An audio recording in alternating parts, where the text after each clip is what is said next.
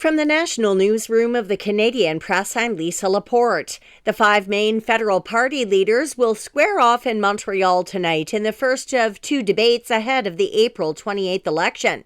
The 2-hour French language debate will focus on 5 themes, not including healthcare, despite a recent Abacus data poll suggesting it's one of the top issues voters want to see discussed. The Bank of Canada is set to make an interest rate decision today amid a trade war with the U.S.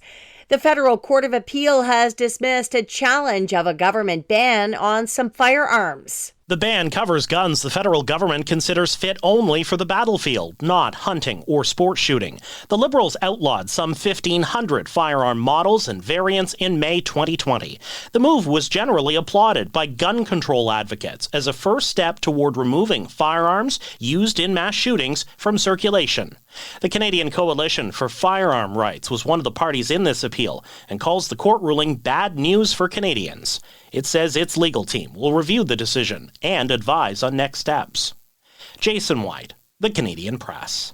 A U.S. federal judge is ordering several Trump administration officials to testify under oath, saying they defied a clear Supreme Court ruling regarding the wrongful deportation of a Maryland man to an El Salvador prison.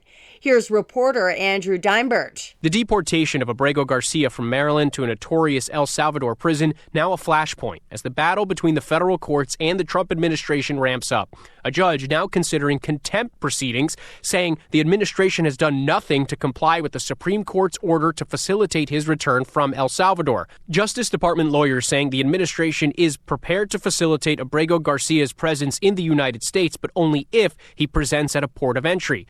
Kilmar Abrego Garcia lived in the U.S. for roughly 14 years, during which he worked construction, got married, and was raising 3 children. And the people behind National Canadian Film Day say this year's edition is set to be their biggest and maybe the scariest yet. Today's event will feature nearly 2,000 free screenings of Canadian films across the country, around the world, and on TV. Can I help you? I need to speak to Cynthia Winston. I need help. Among the films that will have their national premiere is Chad Archibald's slasher, It Feeds. If an entity has attached itself to you. That stars Ashley Greene and Shawn Ashmore. Canadian Film Day founders Sharon Corder and Jack Bloom say the celebration feels timely as a wave of renewed patriotism sweeps across the country. Don't be scared. It's worse if you're afraid. Rob Westgate, The Canadian Press. This is The Canadian Press.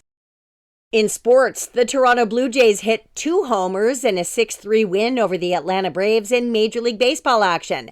Alan Rodin went deep for the Jays and says it's a special feeling to hit your first career homer in the big leagues. Yeah, obviously the excitement of the home run is one thing, but then, obviously being greeted by teammates. George at the end of it, he said I was going to hit a homer today. I was like, I hope you're right.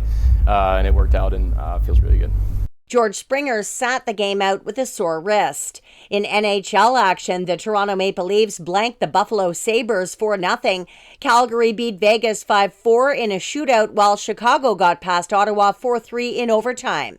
Jimmy Butler scored 38 points. Stephen Curry added 37 and 8 rebounds as the Golden State Warriors edged the Memphis Grizzlies 121-116 in the second game of the NBA's play-in tournament. From the Canadian Press, I'm Lisa Laporte. Thanks for listening. Don't forget to follow and subscribe. For more of today's top stories, visit thecanadianpressnews.ca.